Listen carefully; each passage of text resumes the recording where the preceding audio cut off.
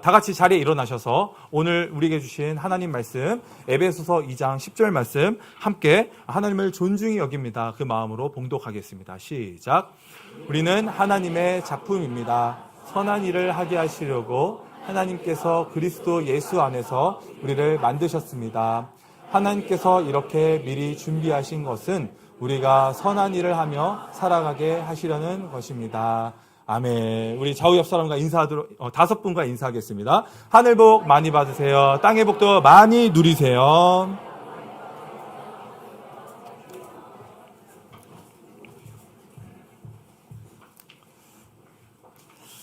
네, 우리 한 번 더 인사하도록 하겠습니다. 옆 사람을 보시면서요. 오늘 유난히 아름다우십니다.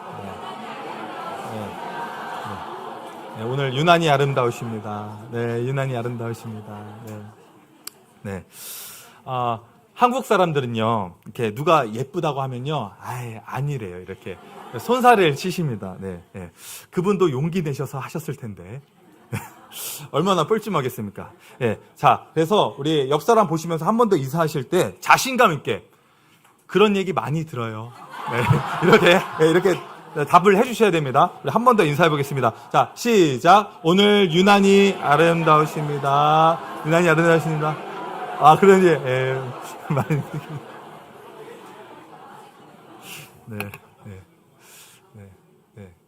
그만하셔도 됩니다.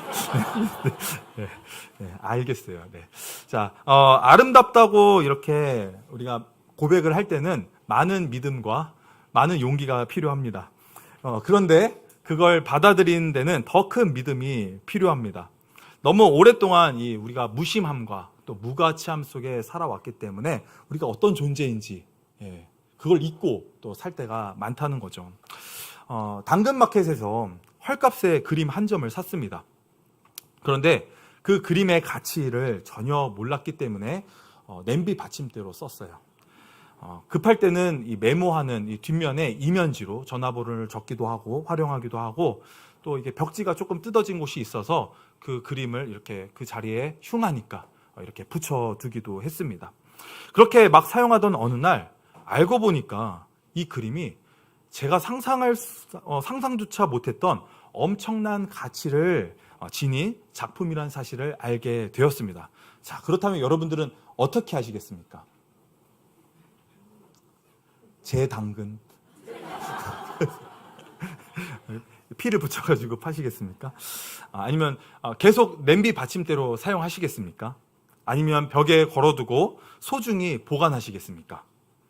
어쩌면 그 그림은요, 단순히 개인이 가지고 있으면 안 되는 국보급 문화유산일 수도 있습니다.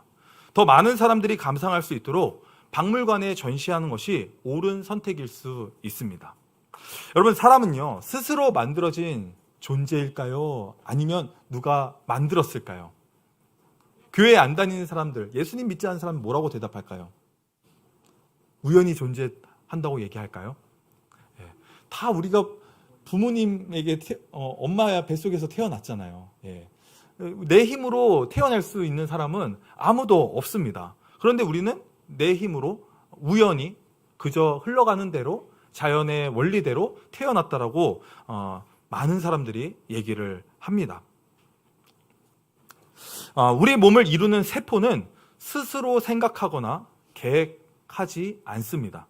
그저 주어진 기능에 따라 움직일 뿐입니다. 인간의 DNA가 아무리 정교하고 놀랍다 하더라도 모든 고등생물 가운데 고등생물의 이 인간의 DNA는 아주 특별하다. 그렇게 얘기를 하더라도 이 DNA 자체가 사람을 설계하고 만들어낼 수 있는 것은 아닙니다. 실제로 많은 의사와 과학자들은 인체를 연구하면 연구할수록 그 정교함과 복잡성에 감탄한다고 말합니다. 저도 한 3주 전에 또 이게 직업이 이제 정형외과 의사이신 우리 형제님과 가정과 함께 식사 교제를 나눴는데요. 이 수술을 하면 환자의 그 환부를 이렇게 열어서 보면요, 너무 정교하고 이건 하나님이 아니면 이렇게 디자인될 수 없다라고 얘기할 정도로 그런 고백을 이렇게 들었습니다. 의사 선생님께서 그렇게 말씀하시니까 또 그것에도 또 이렇게 일리가 있어 보였습니다. 아무리 오랜 시간 세포와 유전자 변이가 반복되었다고 하더라도 이렇게 복잡한 신체 구조를 만들어낸다는 것 자체가 종교가 아닐까, 더 믿기 어렵다라는 생각을 하게 됩니다. 여러분, 목적 없이 그냥 존재하는 것이 있을까요? 존재한다는 것은 목적이 있다는 것입니다. 한번 생각해 보십시오. 스마트폰에도 만들어진 목적과 이유가 있지 않습니까? 모든 것엔 사용 목적이 있죠. 가전제품과 전자제품을 이렇게 나눠서 만든 것도 목적이 있습니다. 이 용도에 따라 쓰임을 받게 되는 거죠. 보잘것없어 보이는 이 물건에도, 사물에도 하나하나 목적이 담겨져 있습니다. 하물며 인간은 어떻겠습니까? 모든 것에는 다 목적이 있는데 인간만 지어진 목적이 없대요. 그냥 우연히 던져진 존재이기 때문에 그냥 자신이 이 땅에서 살아내는 것이라고 많은 학자들과 사람들이 얘기를 합니다. 이게 참 아이러니한 것 같습니다. 동물이나 짐승도 그냥 본성에 따라서 살아가는데 인간은 생각과 사유를 할 수 있지 않습니까? 그런데 인간은 우연히 만들어진 존재라고 얘기를 한다면 얼마나 괴롭고 힘들겠습니까? 내가 모든 것엔 다 쓰임의 목적이 있게 만들어졌는데 인간만 목적이 없이 산다면, 그것도 생각과 사유를 할 수 있는 존재가 그런 상황 속에 놓여져 있다면 그거만큼 힘들고 어려운 일이 없을 것 같습니다. 이 세상에서 가장 복잡하고 소중한 존재인 사람이 목적 없이 존재하게 되었을까? 우리는 이 질문 앞에 다시 한 번 더 우리가 고민해보며 나아가 보았으면 좋겠습니다. 무언가를 만들 때는 만든 사람의 생각이나 마음, 또 지식과 의도, 가치와 목적이 그 안에 담기게 되어 있습니다. 그렇다면 여러분의 삶에도 분명한 목적이 있지 않겠습니까? 우리가 목적이 있다면 그냥 그저 막 아무렇게나 살 수 없다는 것입니다. 만약 인간이 창조된 것이 아니라 진화론에서 얘기하는 우연히 만들어졌다면 거기엔 어떤 목적이 있을까요? 한번 생각해 보시기 바랍니다. 그저 우연히 던져진 인생에 어떤 목적이 있겠습니까? 그냥 요즘 그 TV 프로그램의 제목처럼 태어난 김에 세계 일주 들어보셨습니까? 시즌 3까지 나왔는데 이 태어난 김에 사는 겁니다. 나 혼자 잘 먹고 잘 살고 한 번 사는 인생, 정말 나의 인생의 즐거움을 위해서 그렇게 살아라, 그런 세상의 가치들이 얘기를 하고 있는 것이죠. 그래서 나 혼자 산다가 계속 이렇게 방영이 되고 있는 것이 않습니까? 수단과 방법을 가리지 않고 성공만 하면 되고, 걸리지만 않는다면, 법에 저촉되지만 않는다면 그냥 내가 무슨 짓을 해도 상관없는 게 이 진화론에서 얘기하고 있는 우리의 인생이라고 할 수 있습니다. 그래서 세상은 끊임없이 저와 여러분들에게 너가 누구인지 증명해라, 한 번 사는 인생 죽을 힘을 다해서 너의 가치를 입증해라, 더 좋은 성적을 내고 더 좋은 스펙을 쌓고 더 많은 연봉을 받고 더 많은 재산을 가지라고 끊임없이 우리를 몰아붙여 세웁니다. 어렸을 때 우리가 부모님으로부터, 또 유치원이나 학교 선생님으로부터, 또 우리 친구들과 주변 사람들로부터 말하지 않았는데, 그들은 그렇게 살라고 우리를 몰아붙이지 않았는데 내가 그렇게 살면 안 될 것 같은 그 불안함 속에서, 두려움 속에서, 또 내가 사람들에게 인정받아야 되고 가치 있는 존재로 살고 싶은 그런 우리 안에 있는 이 심리적인 야망과 욕구 때문에 우리는 끊임없이 자신을 책은질하면서 열심히 살아가는 그 세상의 그 쳇바퀴와 같은 굴레 속에 우리의 몸을 던지면서 시간과 또 우리의 노력과 물질과 에너지를 그렇게 소비하며 살아간다는 것입니다. 여러분 어떠십니까? 그러한 이 세상의 굴레 속에서 우리가 산다는 거 행복하겠습니까? 저는 이 땅에서 제가 아무런 목적 없이 그저 우연히 던져진 존재라고 생각한다면 그 삶이 얼마나 고달프고 애달프며 불행할까라는 생각을 하곤 합니다.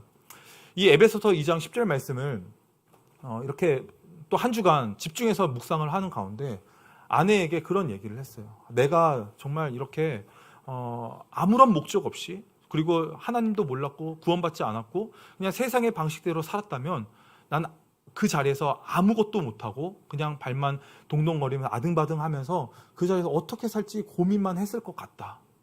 그리고 내가 하는 선택이 이게 과연 최선의 선택일까? 이게 나중에 돌아보면 최선의 선택이 아닐 수도 있고 그 선택에 대한 결과는 내가 다 짊어져야 되는데 책임을 내가 져야 되는데 나는 그러한 인생을 내 힘으로 살 자신이 없다. 그런 마음을 아내와 같이 한 주간 이렇게 나누게 되었습니다. 그리고 자녀를 바라볼 때, 자식을 키울 때 자식도 저와 똑같은 그런 고민과 어려움 속에 산다면 얼마나 괴롭고 힘들까. 그래서 이 자녀를 정말 신앙 가운데 믿음으로 양육하고 또 그렇게 살 수 있도록 내가 먼저 본을 보이면서 몸소 실천하면서 살아야 되겠다. 그래야 이 절대적인 가치가 없는 세상 속에서 자녀들이 우리 부모님이 이렇게 하셨지, 그때는 이렇게 하셨지, 이런 기준과 가치가 생긴다는 거, 그것을 우리가 하나님을 드러내 보여주는 소중한 이 신앙의 유산을 물려주는 것이라는 그런 묵상도 하게 되었습니다. 이 절대적인 가치나 절대적인 기준 없이 내가 모든 것을 선택하고 내가 모든 것을 책임지고 그렇게 살아야 한다고 생각하면 여러분의 인생이 과연 축복이라고 할 수 있을까요? 그것은 축복이 아니라 무거운 짐처럼 느껴지고 또 거대한 내가 이 죄의 형틀에서 죄의 형벌을 받고 있는 것은 아닌가 하는 그런 느낌을 제가 받을 때도 있습니다. 그래서 가슴이 답답할 때가 참 많습니다. 저는 이것으로부터 구원을 받았다는 사실에 너무나도 감격스럽고 감사가 나오게 되었습니다. 여러분 어떠십니까? 여러분 이 세상의 악인들이요 다른 게 악인이 아닙니다. 내가 피조물이라는 것, 나에게 창조주가 있다는 것, 내 인생에 목적이 있다는 것, 그리고 그 목적을 따라 살다 보면 반드시 상급과 심판이 있다는 것, 이걸 부정하며 살아가는 것이 그 교만한 자의 자리에 서는 것이고 그 죄인의 자리에 악인의 길에 우리가 서서 그 자리에 눌러 앉게 되는 모습입니다. 우리가 이것을 인정하고 우리 이 사실을 믿는다면 악인의 자리에 결코 설 수 없다는 것입니다. 그러나 저와 여러분의 존재가 누군가의 의도와 축복과 또 그 사랑 속에서 태어나고 그 사랑과 축복을 받으면서 살아갈 뿐만 아니라 원래 의도한 목적대로 우리가 살아가면서 그 가치를 인정받을 뿐 아니라 세상이 감당할 수 없을 정도로 우리가 보배롭고 존귀한 사람이라는 걸 우리가 알고 그것을 믿고 살아간다면 이야기가 달라지는 것입니다. 우리는 하나님의 작품입니다. 우리 옆 사람에게 다시 한 번 더 인사해 보겠습니다. 몰라봬서 죄송합니다. 네, 몰라봬서 죄송합니다. 네. 그만큼 여러분들이 너무나도 소중하고 하나님께서 여러분을 하나님의 작품이라고 말씀하고 계십니다. 우리가 이걸 너무 무가치하게 여기고 무심하게 혹은 이걸 알지만 당연한 것처럼 여기고 제쳐두고 다른 복. 에베소서 1장 3절에서 하늘에 속한 신령한 모든 복을 이미 저와 여러분들에게 주셨다라고 선포를 하십니다. 다 주셨습니다. 저와 여러분들이 이 주신 복을 이 땅 가운데서 말씀에 순종하면서 그 복을 하나씩 찾아 누리면서 살아가야 되는 것입니다.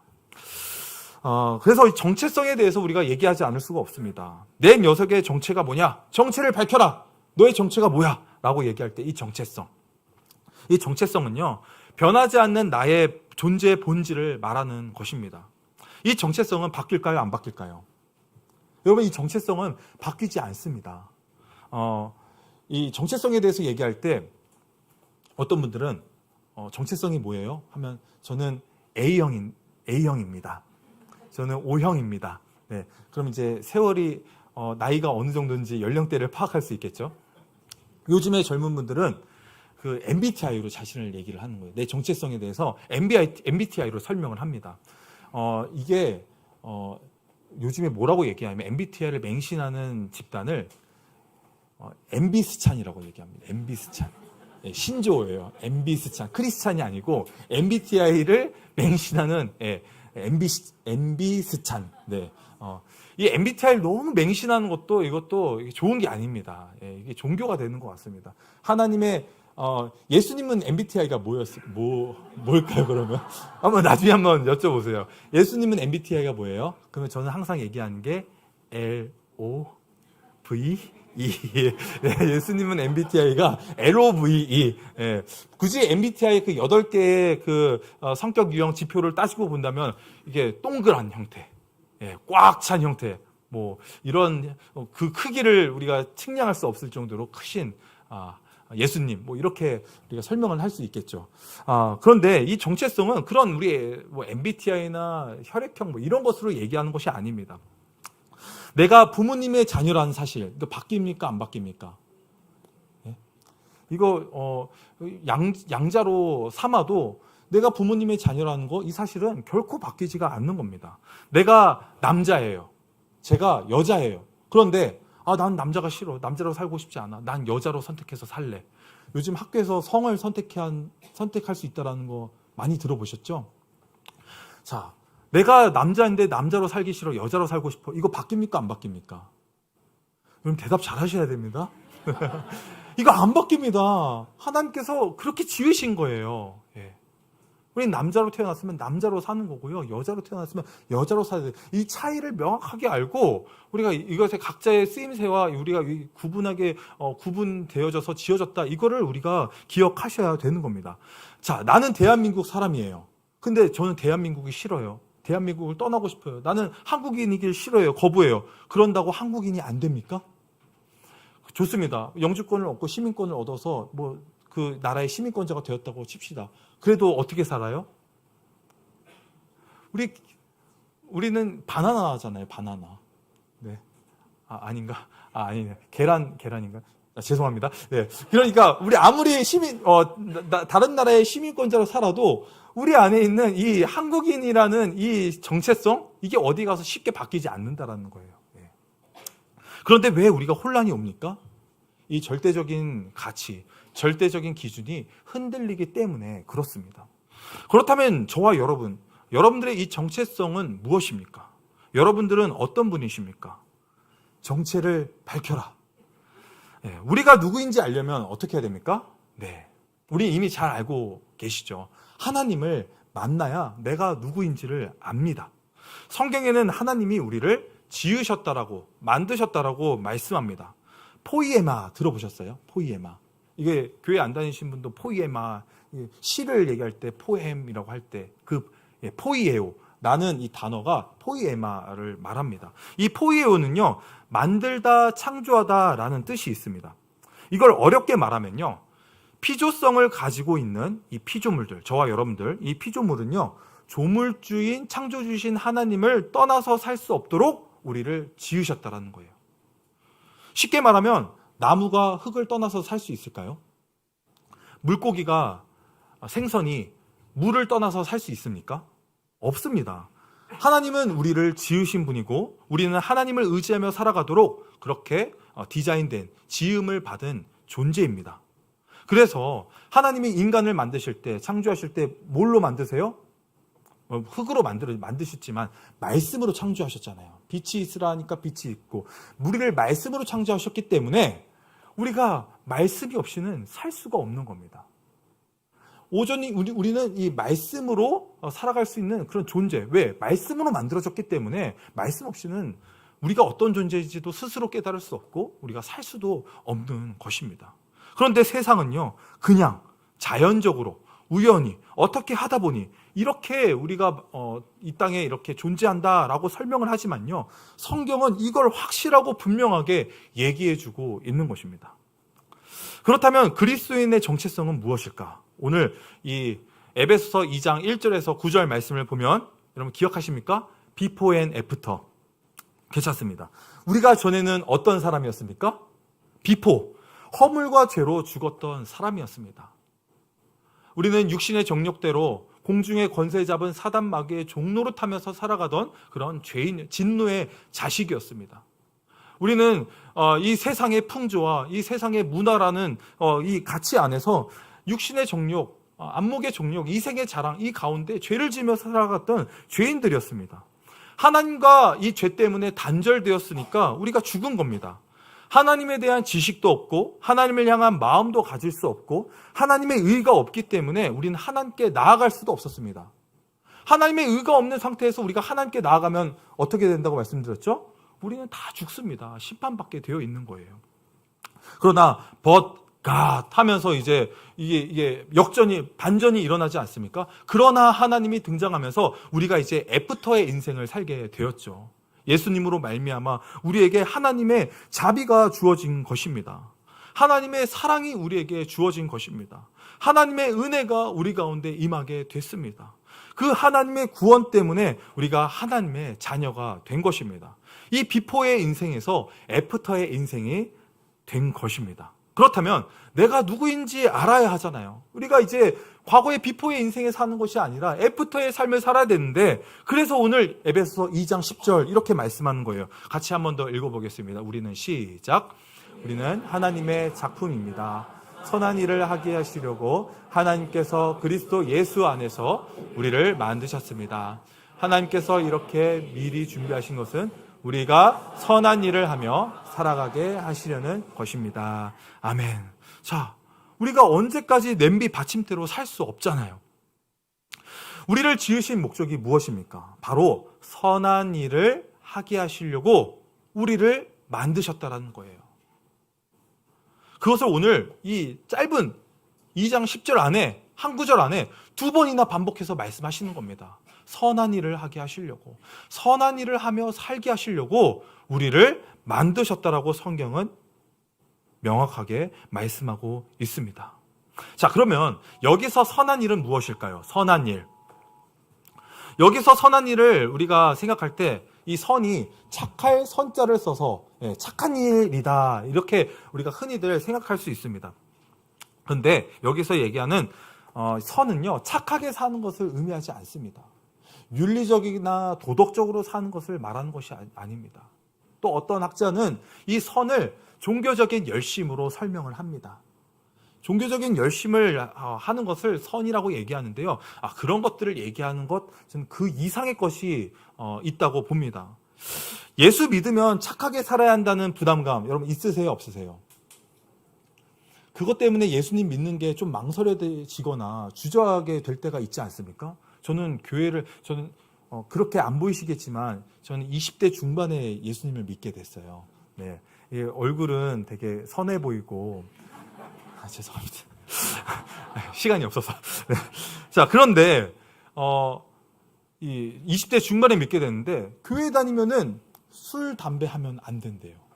교회 다니면 착하게 살아야 된대요. 저는 그것 때문에 교회 다니는 게 주저하게 되더라고요. 네. 그래서 제가 나중에 예수님을 믿고 나서 착하게 살려고 정말 애를 많이 썼습니다. 그러면서 제 안에 드는 생각은, 왜 나만 참아야 되지? 왜 나만 이렇게 힘들게 고생하면서 노력해야 되지? 왜 이 상황에서 나는 무능력한 사람처럼 당하고만 있어야 되지? 과거에 나의 정말 그 나의 진짜 한번 내 성깔 진짜 모르나 본데 한번 본때를 한번 보여줘, 확마? 뭐 이런 생각을 하면서 내가 어떤 존재인지를 드러내서 저 사람 다시는 나를 건드리지 못하도록, 이건 존중이 아니죠. 근데 내가 어떤 사람인지를 보여주면 다시는 함부로 나를 대하지 못하겠지. 우리 다들 그런 불 하나 가지고 살고 있지 않습니까? 그래서 우리 믿는 사람들이 껍질 하나 벗기면은 믿지 않는 사람과 별반 다를 게 없다라는 거를 운전할 때 참 많이 보게 됩니다. 운전할 때. 왜 창문을 내리십니까? 왜 창문을. 자, 이런 답답함과 억울함이 복받쳐서 오히려 참아왔던 그 울분이 더 크게 터졌었던 경험이 있으신 분도 계실 것입니다. 그런데 이건요, 복음이 아닙니다. 이건 복음이 아니라 도덕주의에 가깝습니다. 율법주의에 가까운 거예요. 예수님께서는 바리새인들에게 독사의 자식들이라고 지금 이렇게 되게 이게 양반처럼 이게 좋게 표현을 했지, 사실은 육두문자에 가까운 그 욕설을 지금 퍼붓고 계십니다. 예수님은 선하십니다. 근데 예수님이 이 성전 그 뜰에서 장사를 하는 사람들을 어떻게 합니까? 채찍을 휘두르면서 그 장사했던 판을 뒤엎으면서 난동을 부리신 거잖아요. 이게 우리가 생각하는 그 선과 착한 것과 예수님의 이 모습이 조금 다르지 않습니까? 선한 일은요, 단순히 착하게 살라는 의미는 아닌 것 같습니다. 자, 전쟁이 왜 일어날까요? 부부싸움이 왜 일어날까요? 내 뜻이 선하고 옳기 때문에. 당신의 뜻도 뭐 일리는 있지만 당신의 뜻보다 내 뜻이 더 선하고 옳기 때문에 우리는 이렇게 싸움이 일어나고 갈등이 생기는 것 같습니다. 그렇다면 인간이 생각하는 선은 진짜 선일까요? 성경에서는 인간이 생각하는 것은 항상 악할 뿐이라고 얘기를 하고 있습니다. 우리가 선을 막 행합니다. 그런데 그 사람이 나를 오해해요. 막 상처를 줄 때도 있습니다. 우리 하나님께 어떻게 기도하죠? 하나님, 그래도 저는 선한 일을 행했으니까 제가 받는 이것은 십자가입니다. 오해를 좀 받을 수 있습니다. 하나님, 저에게 상급이 있을 것을 믿습니다. 뭐 이렇게 얘기를 하는 거예요. 어쩌면요, 나는 선을 해갔다고 생각할 수 있지만 상대방이 느끼기엔 그게 선이 아니라 오히려 나를 공격하고 나를 대적하고 나를 무시한다라고 생각할 수도 있는, 그래서 우리가 생각하는 이 선이 절대적인 기준이 아니라 다 자기 나름대로의 옳은 내 나름의 기준과 방식대로 하는 선일 수 있다라는 것을 우리가 기억하셨으면 좋겠습니다. 그렇다면 하나님께서 계획하신 성경에서 말하고 있는 선은 무엇일까? 그 선한 일은 무엇일까? 자, 성경에 하나님은 선하시다, 하나님은 선이다, 이렇게 얘기를 하지 않습니까? 그래서 우리가 그렇게 하나님은 선하십니다 라고 고백을 하잖아요. 근데 구약을 보면요, 어떨 때는 하나님이 정말 선하신 게 맞나? 생각이 들 때가 있습니다. 막 그냥 한 민족을 다 죽여버리시는 거예요. 막 다 심판하시는 거예요. 죄 지면 막 땅이 갈라져가지고 막 다 죽는 거예요. 그런 내용을 볼 때마다 구약의 하나님은 너무 이렇게 무섭게 느껴질 때가 많습니다. 이게 과연 착하신 하나님이 맞나? 우리가 이 선을 착하다라고 생각하면 하나님을 오해하게 되죠. 여기에서 선은요, 하나님은 착하시다라는 뜻이 아니라 하나님의 구원을 말하는 것입니다. 우리가 합력하여 선을 이루신다는 것도요, 고진감래를 말하는 게 아니에요. 고생 끝에 낙이 온다, 우리가 이렇게 나중에 고생했으니까 반드시 복받고 반드시 성공하고 사업이 잘 되고, 이것을 얘기하는 게 합력하여 선을 이룬다는 게 아닙니다. 그 선은요, 구원을 말하는 거예요. 구원을. 모든 것들이 합력하여 하나님의 그 구원하신 뜻대로 그 선한 일을 이루시기 위한 그 하나님이 작정하신 계획대로 우리를 구원의 길을 완성하기 위해서 이끄신다라는 의미를 로마서에서 말씀하고 있는 것입니다. 그래서 우리가 이 선을 착한 것이라고 이해하고 해석하고 읽으면요, 오해가 되는 게 많아요. 하지만 이 선을 구원이라고 우리가 영원구원으로 놓고 보면은 성경의 많은 부분들이 이렇게 이해가 될 때가 많습니다. 에베소 전체를 봐도 마찬가지입니다. 에베소서 전체 구조가 어떻습니까? 1장부터 6장까지 있죠. 근데 1장부터 3장까지의 내용을 보면 하나님이 우리를 어떻게 구원하셨는지, 그 구원에 대한 내용이 자세하게 나와 있습니다. 구원에 대한 내용이에요. 그리고 에베소서 4장부터 6장까지는 어떤 내용입니까? 그래서 우리가 그 하나님의 작정하신 구원의 계획을 따라 우리가 구원을 받았는데, 구원받은 저와 여러분들이 어떻게 살아야 됐는지, 교회가 한 몸을 이루어서 구원하는 일에 힘써야 된다, 이런 내용을 하반부에 다루고 있습니다. 그래서 무엇입니까? 그러니까 하나님은 그리스도 안에서 우리를 구원하시고 하나 되게 하셔서 하나님의 자녀답게 살게 하는 것이 바로 선한 일을 하게 하시는 그 목적이라고 말씀하는 것이죠. 그래서 하나님은 이러한 선한 일을 하게 하시려고 하나님께서 그리스도 예수 안에서 우리를 만드시고 구원하셨다는 것입니다.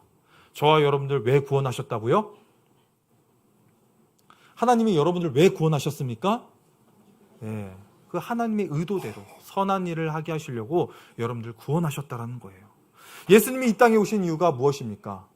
인자가 온 것은 잃어버린 자를 찾아 구원하려 함이라.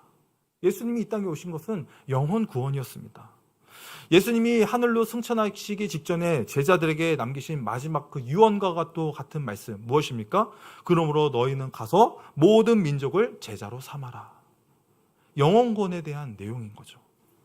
하나님의 뜻이 어디 있습니까? 하나님의 뜻은 무엇입니까? 라고 얘기할 때 디모데전서 2장 4절에 하나님은 모든 사람이 구원을 받으며 진리를 아는데 이르기를 원하신다. 뭐 어디 이뿐입니까? 우리가 아는 것과 믿는 것에 하나 되고 일치되는 것, 이 모든 성경에서 얘기하는 것은 다 이 구원에 대한 내용입니다. 구원을 약속하고 있는 것이죠. 하나님이 보시는 가장 큰 선은 바로 하나님의 구원, 이 구원 계획에 저와 여러분들이 참여하는 것, 그 일이 바로 선한 일이라는 것입니다. 이것이 하나님의 뜻입니다. 어떻게 지난 한 주간 우리 말씀 기억하십니까? 한 주간 방주 잘 만드셨어요? 예. 이 방주를 만들려면은 구조를 바꿔야 됩니다. 우리 삶의 구조를 바꾸는 것은 쉬운 일이 아닙니다. 그래서 큰 것부터 하려고 하는 게 아니라 작은 것부터 하면 돼요. 방주 만드는 거 작은 거 뭐죠? 뭐부터 하면 되죠? 순종하면 되는 겁니다. 순종하면 되는 거예요. 작은 것부터 우리가 할 수 있는 일에 순종하는 거. 저는 다시 이제 가족 목장을 회복해야겠다. 가족 목장을 회복해서 우리 자녀들의 신앙, 우리 자녀의 영혼권을 위해서 회복해야겠다. 이것을 우리 목장에서 같이 선포하고 또 이제 실천을 하려고 계획을 했습니다. 자, 이처럼 우리가 방주를 만드는 거, 방주를 만드는 일, 그게 바로 선한 일에 우리가 동참하는 것입니다. 어떤 분이 저에게, 목사님, 저는 전도가 너무 어려워요. 전도 어떻게 해야 돼요? 저는 전도 못하겠어요. 저는 다른 거 다 시키면 하겠는데 전도는 못하겠어요. 라고 하시는 분이 참 많습니다. 전도에 대해 많은 부분 오해하시는 게, 하나님은 우리가 열매를 맺으라고 부르신 게 아니라 충성하라고 부르신 것입니다. 이게 참 신기하게 생명의 삶 우리 12주차 때 이 말씀을 최영기 목사님의 생명의 삶 강의를 딱 들으면서 이 말씀을 하나님께서 하라고 하시는 것 같다, 막 이런 마음이 막 느껴질 정도로 이게 모든 게 지금 이렇게 합력하여 가고 있다, 막 이런 게 막 느껴졌어요. 그래서 이 전도가 어려운 이유가요. 왜 그렇습니까? 전도가 왜 어렵습니까? 열매가 없으면 어떡하나. 내가 전도하려고 했다가 오히려 그 사람과 관계가 틀어지면 어떡하나. 내가 이 사람과의 관계와 인맥을 잘 쌓아왔는데 내가 교회 다니는 것을 알게 되면은 이 사람이 나에 대해서 오해하지 않을까? 이 사람과 관계가 또 틀어지진 않을까? 거절당하면 어떨까? 막 이런 아직 일어나지 않은 일에 대해서 미리 먼저 걱정하고 그것에 대한 두려움 가운데 부담감을 많이 안고 있다라는 거예요. 이거 왜 그렇습니까? 자, 전도는 누가 하는 거예요? 하나님이 하시는 겁니다. 전도는 하나님의 비즈니스잖아요. 하나님이 누구보다도 좋아하시는 일이잖아요. 그렇다면 우리는 뭐 하는 거예요? 그냥 하나님께서 하라고 한 일에 충성하면 되는 겁니다. 우리는 씨를 뿌리고 우리 물을 주기만 하면 되는 거예요. 열매가 있고 없고는 하나님께서 결정하시는 거고 하나님의 계획과 그 뜻 가운데 되는 겁니다. 저와 여러분들이 구원받았던 것을 생각하시면 참 딱 맞습니다. 우리 다 빨리 구원받고 싶죠. 그러지 않은 사람이 어디 있겠습니까? 그런데 하나님께서는 저와 여러분들의 그 계획과 하나님의 그 신묘막측한 뜻 가운데 저와 여러분들을 구원하셨다라는 거죠. 그러한 방식으로 하나님 열매 맺게 하시는 거지 우리의 힘으로 하는 것이 아니다. 근데 왜 그렇습니까? 나는 자꾸 내 힘으로 하려고 하기 때문에, 내 뜻대로 하기 때문에 이 전도가 부담스럽게 느껴지는 것입니다. 다시 한 번 더 말씀드립니다. 결과는 우리의 몫이 아닙니다. 내 책임이 아니에요. 우리는 씨 뿌리고 물 주기만 하면 되는 것입니다. 자, 열매는 누가 자라게 하신다고요? 하나님이 자라게 하시는 겁니다. 자, 그래서 목장 모임 때 새로운 VIP가 있습니다. 목장에 이제 초대받아서 VIP가 오셨어요. 그러면 그 VIP가 앉을 때 어떻게 해요? 그 빈자리가 이렇게 좌우 옆에 있을 거 아니에요. 그러면 그 빈자리에 앉아가지고 그냥 말도 한번 걸어봅니다. 어떻게 오셨어요? 뭐 다 알지만 어떻게 오셨어요? 누구 통해 오셨어요? 어디 사세요? 뭐 이렇게 관심도 가져보면서 질문도 해보시고, 그리고 조금 이렇게 챙겨드렸어요. 이렇게 어떻게 하면 되는지 안내도 해드리고 조금 챙겨드렸을 뿐이에요. 그리고 내가 나눔할 차례가 왔을 때 그냥 나는 있는 솔직한 내 고민들, 신앙의 어려움들, 또 뭐 내 상처나 아픔들, 뭐 이런 것들을 솔직하게 나눴을 뿐이에요. 그런데 그렇게만 했을 뿐인데 새로 오셨던 VIP가 뭐라고 얘기합니까? 와, 이런 자리는 전 처음인 것 같아요. 이렇게 솔직하고 진솔하게 자신의 다 좋은 면만 보여주려고 하는데 이 자신의 아픔까지도 나누는 이런 모습이 저한테 되게 신선한 충격으로 다가왔어요. 이게 믿지 않는 분들은요, 이게 굉장한 이 센세이셔널한 게 이 목장 모임이 되는 것 같습니다. 그런 모습에 감동이 되고요. 그런 목장의 매력을 느끼면서 다음에 목장 모임에 또 오고 싶대요. 우리는 우리의 예상대로 생각하면 저분이 안 오겠지? 내가 실수한 것 때문에 저분이 마음을 닫고 다시는 안 오겠지? 뭐 이런 생각을 하는데요. 하나님의 방법과 계획은 전혀 다르다는 거예요. 그래서 이런 생각 들지 않습니까? 이게 된다고? 이렇게밖에 안 했는데 이게 말이 돼? 이런 거를 저는 이 가정교회 안에서 참 많이 경험합니다. 가정교회 목장을 하면요, 전도가 그렇게 어려운 일이 아니구나라는 것을 깨닫게 되고 경험합니다. 왜 그렇습니까? 교회가 본질적으로 성경대로 하려고 애쓰죠. 영혼과 제자 삼는 가치를 붙잡으려고 힘쓰죠. 그 방향대로 잘은 모르지만 그냥 목자 목사님 가는 대로 그냥 그 뒤통수만 보고 따라가다 보니까 자연스럽게 전도되는 것을 보게 됩니다. 이렇게만 했는데 저분이 예수님을 영접하고 세례를 받게 됐다고? 그리고 나는 별로 한 게 없지만 그게 나중에 전도할 때 벽돌 한 장 쌓게 되는 거라고? 와, 이게 믿을 수가 없는 거죠. 믿기가 어려운 겁니다. 그런데 여러분, 믿으셔야 돼요. 여러분들이 그 전도 일에 지금 동참하고 계신 겁니다. 목장에서 목자 목녀님만 전도에 힘쓰는 게 아니고요, 영혼권에서 힘쓰는 게 아니고요, 목장 식구인 저와 여러분들도 그 전도한 일에 함께 동참해서 지금 쓰임받고 계시는 거예요. 아멘이십니까? 우리가 이걸 좀 믿어드렸으면 좋겠습니다. 고린도전서 15장 58절에 이렇게 말씀합니다. 우리 같이 한 목소리로 읽겠습니다. 시작.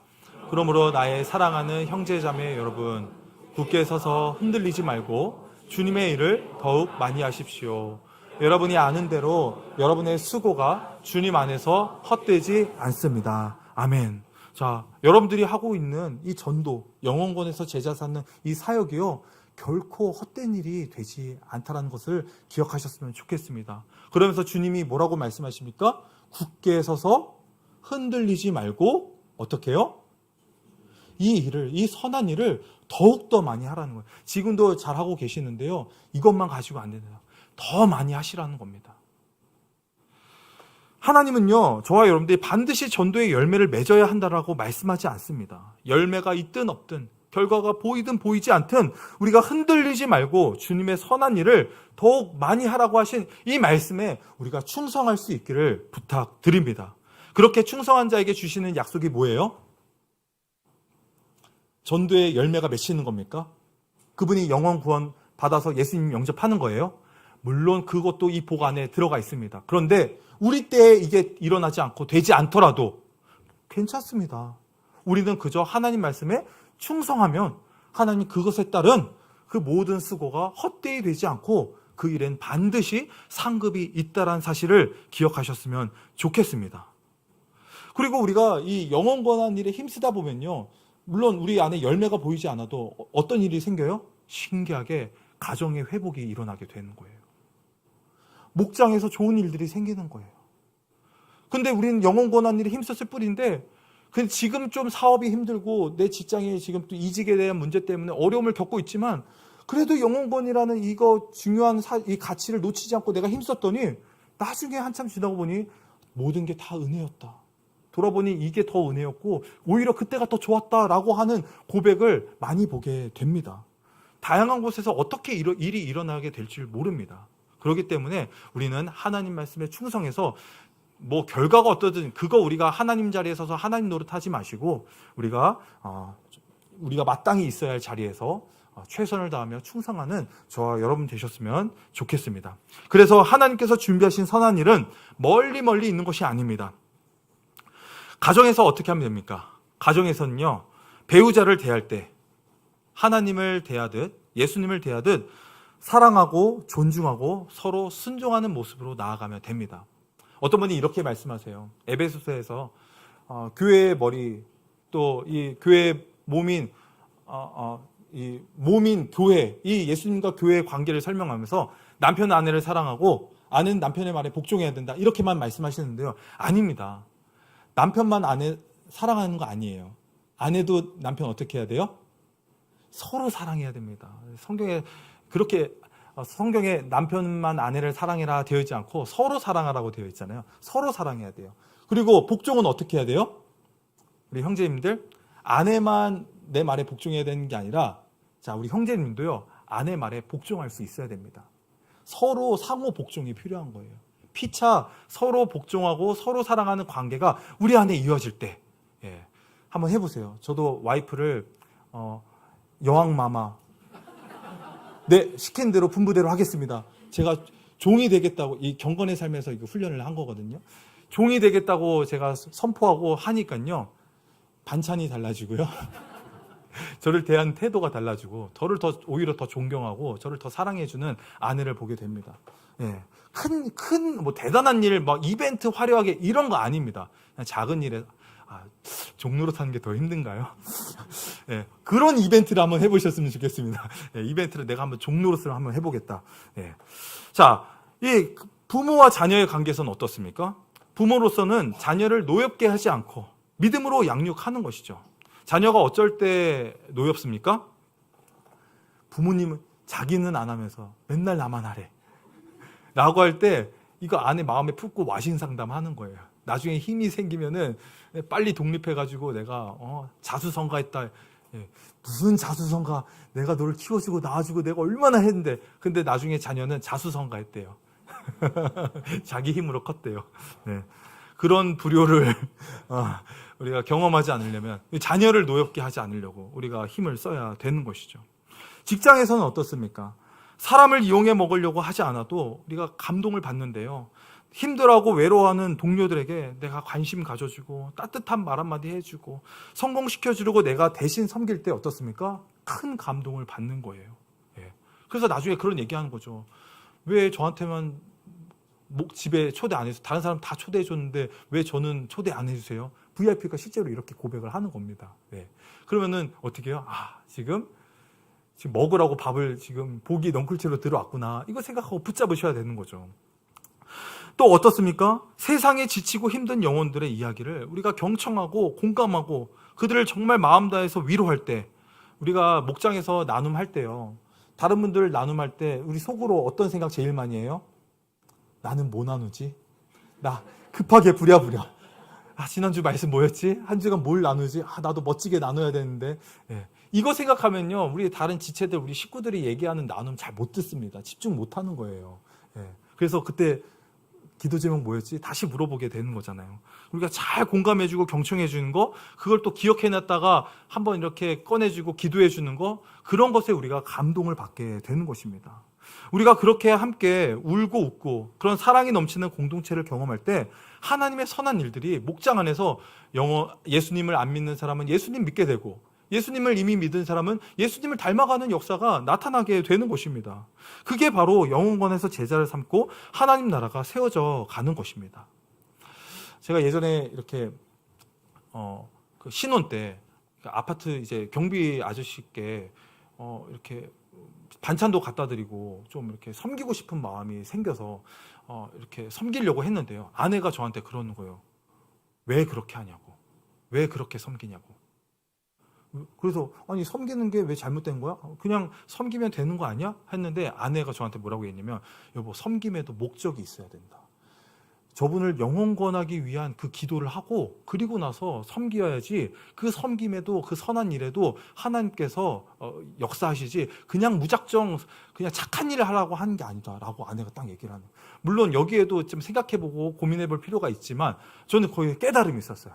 이 섬김 하나하나에도 그냥 어쩌면 이 섬김 안에 내 마음에 내가 인기를 얻으려고, 내가 저 사람의 마음을 얻으려고, 내가 저 사람에게 잘 보이려고, 내가 이미지 관리하려고, 이런 다양한 마음들이 복잡하게 껴있을 수 있기 때문에 정말 영혼권에서 제자 삼는 그 섬김의 마음을 가지고 섬길 때 하나님이, 물론 그분이 교회에 나올지 안 나올지는 그거는 이제 하나님께 달려있는 거예요. 하지만 그렇게 했을 때 하나님이 일하시는 역사는, 상급은 다르다.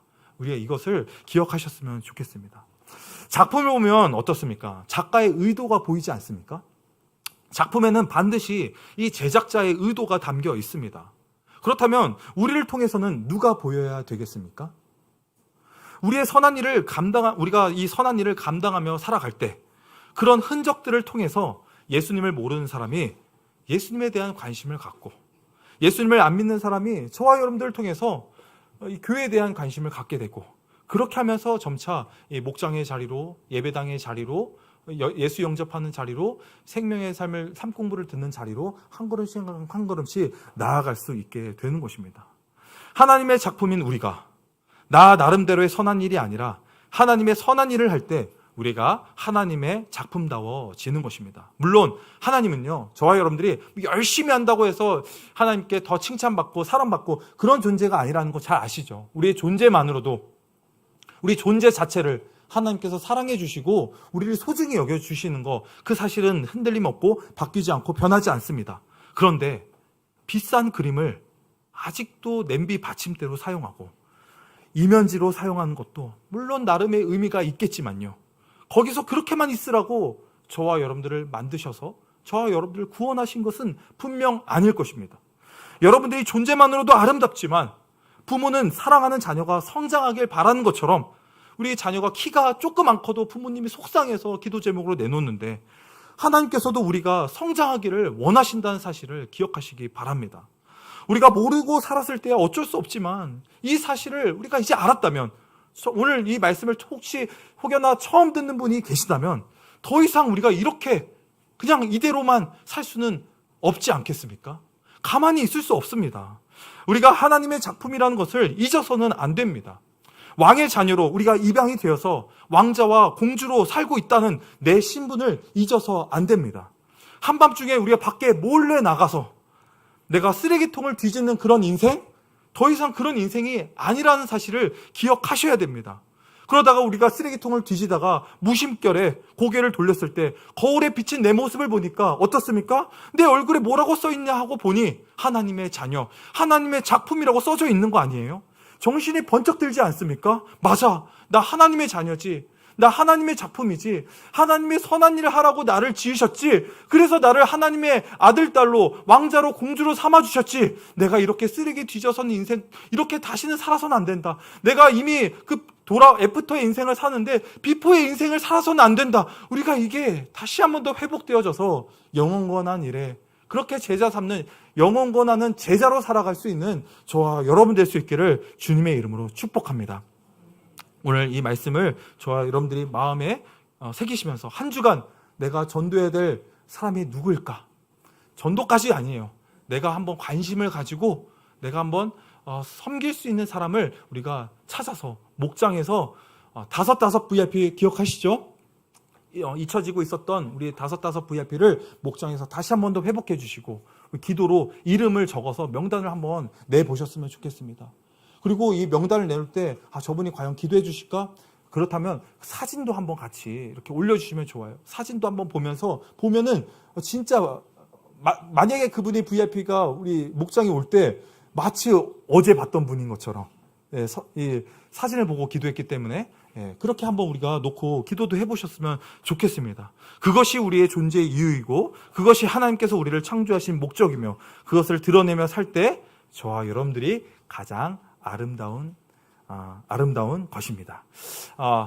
우리 다 같이 자리에 일어나셔서 우리가 말씀을 기억하시면서 우리 결단하며 찬양하며 나아가겠습니다. 나로부터 시작되리.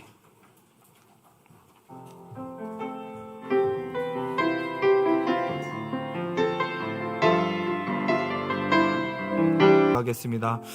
우리가 하나님의 작품이라는 거, 그 선한 일을 위해서 우리를 만드시고 우리를 부르셨다는 거, 우리가 그것을 잊지 않고 영원권의 열정을 회복하게 하여 주시옵소서. 한 영혼을 향한 그 주님의 마음을 우리가 품고 그 영혼을 정말 사랑하고 우리가 훈련하고, 그러면서 내 안에 있는 갈등과 내 안에 있는 상처와 내 내면에 있는 쓴뿌리들이 치유되고 깨끗이 회복되는 은혜를 경험하게 하여 주시옵소서.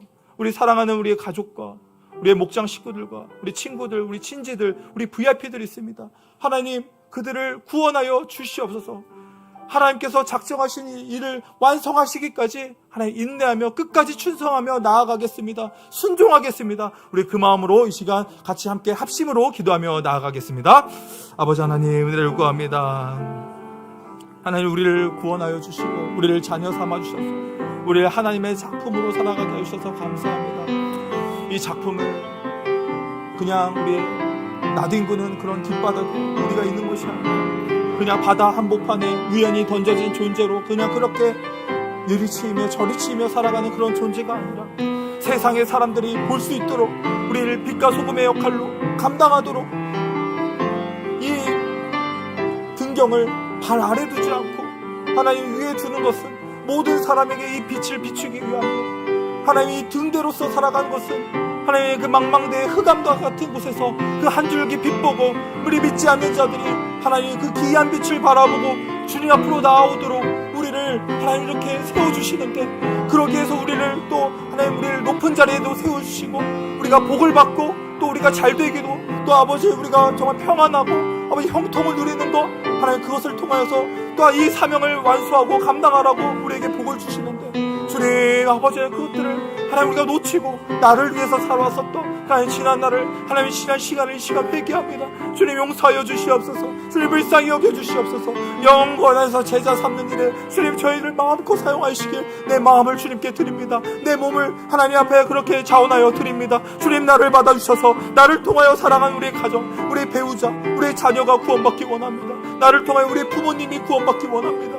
나를 통하여 내 사랑하는 친구들과 우리 친척들을 하나님 오랫동안 하나님 만남을 이어가지 못했던 우리 사촌들을 하나님 찾아가서 만날 수 있게 하여 주시옵소서. 우리에게 용기를 더하여 주시옵소서. 우리에게 담대한 마음을 허락하여 주시옵소서. 두려움과 낙심으로 나아가지 않고 하나님 말씀에 순종하고 충성함으로 반응할 수 있는 저희들 되게 하여 주시옵소서. 우리가 하나님 전도해야 될 사람을 찾고 하나님 연락하고 하나님 또 인사를 건네고 밥 한 끼 대접하고 하나님 차 한 잔 대접하면서 우리 집으로 또 초대하면서 계속해서 이런 영원 권한 일을 하나님 펼쳐나갈 수 있도록 우리를 통하여 일하여 주시고 하나님 함께하여 주시옵소서. 도와주시옵소서. 은혜를 구합니다. 아버지 하나님 감사합니다. 우리를 향한 뜻이 단순히 우리가 복을 누리고 성공하는 데 있지 않고 영혼을 구원하고 제자를 세우는 그 선한 일에 있음을 기억하게 하여 주시옵소서. 예수님께서 잃어버린 영혼을 찾아 이 땅에 오셨듯이 우리도 주님의 마음을 품고 잃어버린 그 한 영혼을 찾아 헤매며 그들을 위해 섬기며 사랑하게 하여 주시옵소서. 영혼권을 향한 열정을 우리에게 다시 한 번 더 회복시켜 주시고 복음을 전할 담대함과 또 기회를 허락하여 주셔서 그들에게 이 복음을 제때에 증거하며 살아갈 수 있도록 우리의 가족과 우리의 이웃들, 우리의 직장과 학교와 학업 가운데 그리고 하나님께서 보내주신 모든 자리에서 예수 그리스도의 증인으로 살아가게 하여 주시옵소서. 그래서 하나님께서 예비하신 이 선한 일을 기쁨으로 감당하게 하여 주시고 우리의 삶을 통해 하나님의 영광이 더욱 드러나게 하여 주시옵소서. 감사드리며 예수님의 이름으로 간절히 기도드리옵나이다.